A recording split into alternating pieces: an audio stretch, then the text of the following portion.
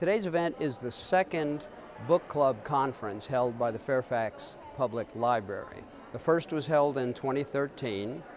This is held now, of course, 2015. We're hoping in the future to go to a biennial event, but we'll see, every 2 to 3 years. Celeste Ng is the speaker. She's written one book which turned out to be it's a thriller. It became a New York Times bestseller and Amazon's #1 bestseller. Very popular fiction book, and therefore became a favorite of book clubs rather quickly. Her book was only written in 2014. So here we are a year later, and book clubs love it.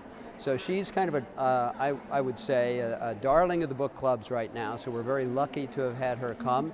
She's very happy to come here and talk to these people about how to start book clubs, what kind of book clubs you can begin, and how to run them. The county libraries, of course, encourage book clubs as they encourage all kinds of reading.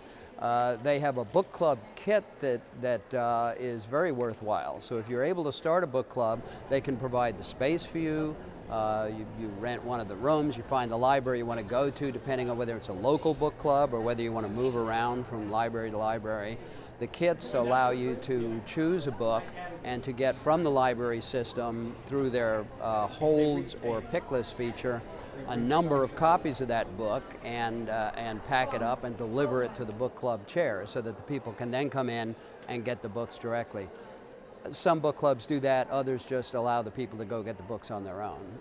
But the libraries are very, very helpful for book clubs. Thank you so much.